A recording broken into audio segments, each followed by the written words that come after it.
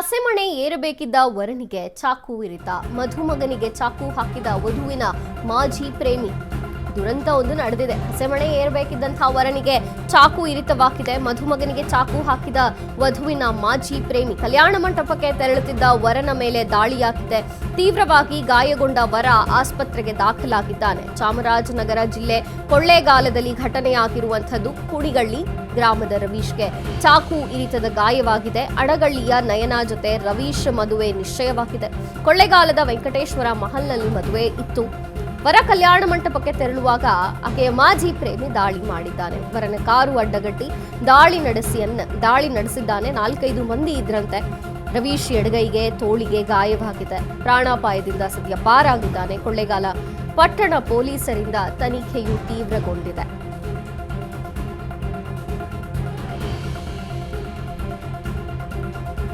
ಕಲ್ಯಾಣ ಮಂಟಪಕ್ಕೆ ತೆರಳುತ್ತಿದ್ದಂತಹ ವರನ ಮೇಲೆ ದಾಳಿಯಾಗಿರುವಂಥದ್ದು. ತೀವ್ರವಾಗಿ ಗಾಯಗೊಂಡಿದ್ದಾನೆ. ಮಾಜಿ ಪ್ರೇಮಿಯಿಂದ ಇರಿತವಾಗಿದೆ. ಹಸೆಮಣೆ ಏರಬೇಕು ಅಂತಿದ್ದಂತಹ ವರನಿಗೆ ಇರಿದಿದ್ದಾನೆ ಆಕೆಯ ಮಾಜಿ ಪ್ರೇಮಿ. ಮಧುಮಗನಿಗೆ ಚಾಕು ಹಾಕಿದ್ದಾನೆ.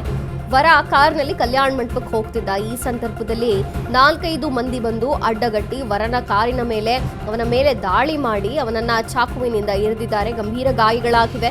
ಪ್ರಾಣಾಪಾಯದಿಂದ ಸದ್ಯ ವರ ಪಾರಾಗಿದ್ದಾನೆ. ರವೀಶ್ ಅಂತ ಹೇಳಲಾಗ್ತಿದೆ. ಅವನ ಎಡಗೈ ತೋಳಿಗೆ ಗಾಯಗಳಾಗಿವೆ.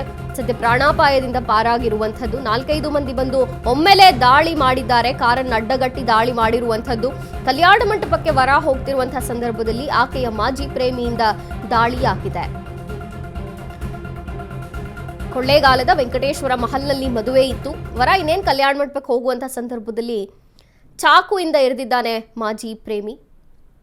ಕುಣಗಳ್ಳಿ ಗ್ರಾಮದ ರವೀಶ್ಗೆ ಚಾಕು ಇರಿತದ ಗಾಯಗಳಾಗಿವೆ. ಅಣಗಳ್ಳಿಯ ನಯನ ಜೊತೆ ರವೀಶ್ ಮದುವೆ ಫಿಕ್ಸ್ ಆಗಿತ್ತು. ನಯನ ಮಾಜಿ ಪ್ರೇಮಿ ಯಾರಿದ್ದಾನೋ ಅವನು ಬಂದು ಹೀಗೆ ಚಾಕುವಿಂದ ಇರಿದು ಗಾಯಗಳನ್ನು ಮಾಡಿರುವಂಥದ್ದು. ಕಾರನ್ನ ಅಡ್ಡಗಟ್ಟಿ 4-5 ಮಂದಿ ಗುಂಪು ಬಂದು ವರನ ಮೇಲೆ ದಾಳಿ ನಡೆಸಿದೆ. ರವೀಶ್ ಎಡಗೈ ತೋಳಿಗೆ ಗಾಯಗಳಾಗಿದೆ. ಮದುವೆ ಕ್ಯಾನ್ಸಲ್, ಬಿಕೋ ಎನ್ನುತ್ತಿದೆ ಕಲ್ಯಾಣ ಮಂಟಪ. ವಧುವಿನ ಮಾಜಿ ಪ್ರೇಮಿ ಕಡೆಯವರಿಂದ ಚಾಕು ಇರಿತವಾಗಿದೆ. ಆಕೆಯನ್ನ ಮದುವೆಯಾಗಬಾರದು ಎಂದು ರವೀಶ್ಗೆ ಬೆದರಿಕೆ ಹಾಕಿದ್ರಂತೆ. ಮದುವೆ ಆದ್ರೆ ನಿನ್ನನ್ನ ಮುಗಿಸಿ ಬಿಡ್ತೇನೆ ಎಂದ ಬೆದರಿಕೆ ಹಾಕಿದ್ರು. ಯಾರೋ ತಮಾಷೆ ಮಾಡ್ತಿದ್ದಾರೆ ಎಂದುಕೊಂಡಿದ್ದ ವರ ರವೀಶ್ ತನ್ನನ್ನ ಯುವಕನೊಬ್ಬ ಪ್ರೀತಿಸುತ್ತಿದ್ದು ನಿಜ. ಆದ್ರೆ ಈಗ ಬ್ರೇಕಪ್ ಆಗಿದೆ ಅಂತ ವಧು ಕೂಡ ಹೇಳಿದ್ದಾಳೆ. ಯಾವುದನ್ನು ಲೆಕ್ಕಿಸದೆ ಆಕೆಯನ್ನ ಮದುವೆಯಾಗಲು ಮುಂದಾಗಿದ್ದಂತಹ ರವೀಶ್ ಮೇಲೆ ಈಗ ಹಲ್ಲೆಯಾಗಿದೆ.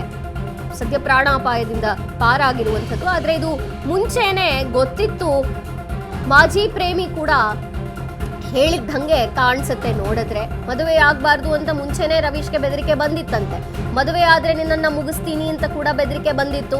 ಏನೋ ತಮಾಷೆ ಮಾಡ್ತಿದ್ದಾರೆ ಅಂತ ಅನ್ಕೊಂಡು ರವೀಶ್ ಅದನ್ನ ಸೀರಿಯಸ್ ಆಗಿ ತಗೊಳ್ಳಿಲ್ಲ. ಆಕೆಯೂ ಕೂಡ ಹೇಳಿದ್ಲಂತೆ, ಇಲ್ಲ ನನಗೊಂದು ಪ್ರೀತಿ ಇತ್ತು ಆದ್ರೆ ಈಗ ಅದು ಬ್ರೇಕಪ್ ಆಗಿದೆ ಅಂತ ಆಕೆಯೂ ಕೂಡ ಹೇಳಿದ್ಲಂತೆ. ತನ್ನನ್ನ ಯುವಕನೊಬ್ಬನು ಪ್ರೀತಿಸ್ತಿದ್ದದ್ದು ನಿಜ, ಆದ್ರೆ ಈಗ ಬ್ರೇಕಪ್ ಆಗಿದೆ ಅಂತ ವಧು ಕೂಡ ಹೇಳ್ಕೊಂಡಿದ್ಲಂತೆ. ಇದ್ಯಾವುದನ್ನು ಲೆಕ್ಕಿಸದೆ, ಯಾವ ಬೆದರಿಕೆಯನ್ನು ಸೀರಿಯಸ್ ಆಗಿ ತಗೊಳ್ಳದೆ ರವೀಶ್ ಮದುವೆ ಆಗೋದಕ್ಕೆ ಮುಂದಾಗಿದ್ದಾರೆ. ಆದ್ರೆ ನಯನ ಮಾಜಿ ಪ್ರೇಮಿ ಯಾರಿದ್ದಾನೋ ಅವನು ಬಂದು ಕಾರನ್ನು ಅಡ್ಡಗಟ್ಟಿ ವರನ ಮೇಲೆ 4-5 ಮಂದಿನ ಕರ್ಕೊಂಡು ಬಂದು ಹಲ್ಲೆ ಮಾಡಿದ್ದಾನೆ. ಶನಿವಾರ ಒಬ್ಬ ಹುಡುಗ ನನಗೆ ಕಾಲ್ ಮಾಡಿ ಮದುವೆ ಕ್ಯಾನ್ಸಲ್ ಮಾಡೋಂತ ಬೆದರಿಕೆ ಮಾಡಿದ್ದ. ಸೊ ನಾನು ಅದನ್ನು ತಮಾಷೆಗೆ ಹೇಳ್ತಾ ಇದ್ದಾರೆ ಅಥವಾ ಬೆದರಿಕೆ ಏನು ಸುಮ್ಮನೆ ಹೇಳ್ತಿದ್ದಾನೆ ಅಂತ ನಾನು ಅಂದ್ಕೊಂಡಿದ್ದೆ. ಇಷ್ಟು ಮಟ್ಟಕ್ಕೆ ಹೋಗಿ ಕೊಲೆ ಮಾಡೋಂಥ ಮಟ್ಟಕ್ಕೆ ಹೋಗ್ತಾರೆ ಅಂತ ನಾನು ಅಂದ್ಕೊಂಡಿರಲಿಲ್ಲ. ಸೊ ದೇವ್ರದ ಇಂದ ಏನೂ ತೊಂದರೆ ಆಗಿಲ್ಲ, ಸ್ವಲ್ಪ ಕೈಗೆ ಏಟಾಗಿದೆ. ಸೊ ಮುಂದೆನೂ ಅವ್ರು ತೊಂದರೆ ಕೊಡ್ತಾರೆ ಅಂತ ಹೇಳಕ್ಕೆ ಕೊಡ್ಬೋದು. ಹಾಗಾಗಿ ನಾನು ಮದುವೆನ ಕ್ಯಾನ್ಸಲ್ ಮಾಡ್ಕೊತಾ ಇದ್ದೀವಿ. ನಮ್ಮ ಹಿರಿಕರು ಏನು ಹೇಳ್ತಾರೋ ಅದ್ರ ಬಗ್ಗೆ ಆ ಥರ ನಾನು ಮಾಡ್ಕೊತೀನಿ ಅಂತ ಹೇಳ್ತೀನಿ. ಎಷ್ಟು ದಿನದಿಂದ ಅವನು ಬೆದರಿಕೆ ಆಗ್ತದೆ? ಅವನು ನನಗೆ ಒಂದು ವಾರ ಆಗಿದೆ ಸರ್. ಮತ್ತೆ ಈ ಹುಡುಗಿ ಜೊತೆ ಏನಾದರೂ ಹಿಂದೆ ಅವನಿಗೆ ಕಾಂಟ್ಯಾಕ್ಟ್ ಇತ್ತು ಅಂತ ಹೇಳ್ತಾ ಇದ್ದ ಅವನು. ಬಟ್ ನಿಮ್ಗೆ ಹುಡುಗಿ ಹೇಳಿಲ್ಲ? ನನಗೆ ಹುಡುಗಿ ಹೇಳಿಲ್ಲ. ಒಂದು ವಾರ ಆದಮೇಲೆ ಲಾಸ್ಟ್ ವೀಕಲ್ಲಿ ನಾನು ಕೇಳಿದಾಗ ಅವಳು ಹೇಳಿದ್ಲು, ಈ ಥರ ನಂದು ರಿಲೇಷನ್ಶಿಪ್ ಇತ್ತು, ಬಟ್ ಈಗ ಈ ಥರ ಇವಾಗ ಏನೂ ಇಲ್ಲ, ಬ್ರೇಕಪ್ ಮಾಡ್ಕೊಂಡಿದ್ದೀವಿ, ನಾವು ಮದುವೆ ಇಷ್ಟಪಟ್ಟು ಮದುವೆ ಆಗ್ತೀರಾ ಅಂತ ಹೇಳಿದ್ಲು ಸರ್. ಸೊ ಹಾಗಾಗಿ ನಾನು ಅದ್ರ ಬಗ್ಗೆ ತಲೆ ಕೆಡಿಸ್ಕೊಳ್ಳಿಲ್ಲ. ಬೇರೆಯವ್ರ ಮಾತಾಡ್ತಾರೆ, ತಲೆ ಕೆಡಿಸ್ಕೋಬೇಕು, ಹುಡುಗಿನ ಇಷ್ಟ ಇದೆ ಅಂತ ಹೇಳಿದ್ಲಲ್ಲ ಅಂತೇಳಿ ನಾನು ಮದುವೆ ಆದಕ್ಕೆ ರೆಡಿ ಆಗಿದ್ದೆ. ಸದ್ಯಕ್ಕೆ ಈಗ ಮದುವೆ ಕ್ಯಾನ್ಸಲ್ ಆಗಿದೆ. 6:30 ಬೆಳಿಗ್ಗೆ 7 ಗಂಟೆ ಹತ್ರ 7 ಗಂಟೆ ಹತ್ರ 6:30 ಮನೆ ಬಿಟ್ಟು ನಿಮ್ಗೆ ಡೌಟ್ ಇತ್ತಾ? ಅಂದ್ರೆ ಮೊನ್ನೆ ಫೋನ್ ಮಾಡಿ ಇದು ಮಾಡ್ತಾ ಇದ್ರು. ನಂಬರ್ ಇತ್ತು, ನಂಬರ್ ಇತ್ತು ಸಾಕು. ಈ ಬಗ್ಗೆ ಹೆಚ್ಚಿನ ಮಾಹಿತಿಯನ್ನು ಕೊಡ್ತಾರೆ ಪ್ರತಿನಿಧಿ ಸಂದೀಪ್. ಎಸ್ ಸಂದೀಪ್, ಈ ಒಂದು ಪ್ರಕರಣದಲ್ಲಿ ವರನಿಗೆ ಕಲ್ಯಾಣ ಮಂಟಪಕ್ಕೆ ಹೋಗುವಂತಹ ಸಂದರ್ಭದಲ್ಲಿ ಆಕೆಯ ಮಾಜಿ ಪ್ರೇಮಿ ಬಂದು ಚಾಕುವಿನಿಂದ ಇರಿದು ಗಾಯವನ್ನ ಮಾಡಿದ್ದಾನಂತೆ. ಏನಿದೆ ಮಾಹಿತಿ, ಹೆಚ್ಚಿನ ಮಾಹಿತಿ ಸಂದೀಪ್? ಮಂಜರಿ, ಮದುವೆ ಆಗಿರೋದಕ್ಕೆ ಚೌಟ್ರಿಗೆ ತೆರಳ್ತಾ ಇದ್ದಂತಹ ಮದುವೆ ಗಂಡಿಗೆ ಚಾಕುವಿನಿಂದ ಇರಿತ ಆಗಿರ್ತಕ್ಕಂತಹ ಘಟನೆ ಚಾಮರಾಜನಗರ ಜಿಲ್ಲೆಯ ಕೊಳ್ಳೇಗಾಲ ಪಟ್ಟಣದಲ್ಲಿ ನಡೆದಿರ್ತಕ್ಕಂಥದ್ದು. ಚಾಮರಾಜನಗರ ಜಿಲ್ಲೆಯ ಕೊಳಗಳ್ಳಿ ಗ್ರಾಮದ ರವೀಶ್ ಎಂಬಾತ ಅದೇ ಒಂದು ತಾಲೂಕಿನ ಅಣಗಳ್ಳಿ ಗ್ರಾಮದ ನಯನ ಎಂಬವರ ಜೊತೆ ವಿವಾಹ ನಿಶ್ಚಯ ಆಗಿರ್ತದೆ. ಅವರ ವಿವಾಹ ಅಂದ್ರೆ ನಿನ್ನೆ ಗುರುವಾರ ಮತ್ತು ಶುಕ್ರವಾರ ಇಂದಿಗೆ ವಿವಾಹ ಕೂಡ ನಿಶ್ಚಯ ಆಗಿರ್ತದೆ. ನಿನ್ನೆ ಗುರುವಾರ ಕೊಳ್ಳೇಗಾಲದ ವೆಂಕಟೇಶ್ವರ ಮಹಲ್ನಲ್ಲಿ ಅವರ ಆರತಕ್ಷತೆಯು ಕೂಡ ನಿಶ್ಚಯವಾಗಿರ್ತದೆ. ಆ ಆರತಕ್ಷತೆಗೆ ಬರ್ತಾ ಇರ್ತಕ್ಕಂತ ಒಂದು ಸಂದರ್ಭದಲ್ಲಿ ಆ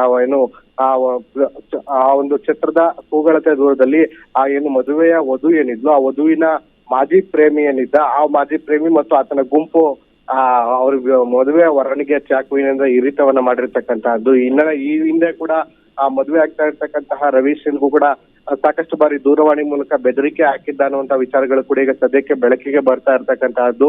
ಆ ನಯನ ನನ್ನ ಮಾಜಿ ಲವರ್ ಆಗಿದ್ಲು, ನೀನು ಅವಳಿಗೆ ಏನಾದ್ರು ಮದುವೆಯನ್ನ ಮಾಡಿದ್ರೆ ನೀನು ಹೋಗುವಂತಹದ್ದು ಛತ್ರಕ್ಕಲ್ಲ ಸ್ಮಶಾನಕ್ಕೆ ಅನ್ನುವಂತ ರೀತಿಯಲ್ಲಿ ಕೂಡ ಒಂದಷ್ಟು ಬೆದರಿಕೆಗಳನ್ನ ಹಾಕಿದ್ದ. ಈ ಸಂದರ್ಭದಲ್ಲಿ ವಧುವಿನ ಮನೆಯವರ ಬಳಿ ಕೂಡ ಈ ಒಂದು ವಿಚಾರದ ಕುರಿತು ಚರ್ಚೆಯನ್ನ ಮಾಡಿದ್ದ. ನಾವಿಬ್ರು ಲವ್ ಅಲ್ಲಿ ಇದ್ದು ಸತ್ಯ, ಆದ್ರೆ ಇದೀಗ ನಮಗೂ ಅವ್ರಿಗೂ ಬ್ರೇಕಪ್ ಆಗಿದೆ, ನಮಗೂ ಅವ್ರಿಗೆ ಯಾವುದೇ ರೀತಿ ಸಂಬಂಧ ಇಲ್ಲ, ನನಗೆ ಒಪ್ಪಿಗೆ ಇದೆ ಮದುವೆಗೆ ಅನ್ನುವಂತ ರೀತಿಯಲ್ಲಿ ನಯನ ಕೂಡ ರವೀಶ್ಗೆ ಸ್ಪಷ್ಟಪಡಿಸಿರ್ತಾಳೆ. ಈ ಕಾರಣಕ್ಕಾಗಿ ಆತ ಕೂಡ ಇವೆಲ್ಲದಕ್ಕೂ ಕೂಡ ಬೆದರದೆ ಮದುವೆಗೆ ಮುಂದಾಗಿರ್ತಾನೆ. ಇದೀಗ ನಿನ್ನೆ ಮದುವೆಗೆ ಚೌಲ್ಟ್ರಿಗೆ ಬರ್ತಾ ಇದ್ದಂತ ಸಂದರ್ಭದಲ್ಲಿ ಆ ಮಾಜಿ ಪ್ರೇಮಿ ಏನಿದ್ದ, ಆ ಮಾಜಿ ಪ್ರೇಮಿ ಮದುವೆಯ ಹುಡುಗ ಆಗಿರ್ತಕ್ಕಂಥ ರವೀಶ್ಗೆ ಈಗ ಚಾಕುವಿನಿಂದ ಹಿಡಿದು ಅಲ್ಲಿಂದ ಪರಾರಿಯಾಗಿರ್ತಕ್ಕಂಥದ್ದು. ಸದ್ಯ ಮದುವೆಗೆ ಅಣಿಯಾಗಿದ್ದಂತಹ ವರ ರವೀಶ್ ಈಗ ಆಸ್ಪತ್ರೆಯಲ್ಲಿ ದಾಖಲಾಗಿ ಚಿಕಿತ್ಸೆಯನ್ನ ಪಡಿತಾ ಇದ್ದು ಕೊಳ್ಳೇಗಾಲ ಪೊಲೀಸ್ ಠಾಣೆಯಲ್ಲಿ ಒಂದು ಪ್ರಕರಣ ದಾಖಲಾಗಿರ್ತಕ್ಕಂಥದ್ದು. ಮಂಜರಿ.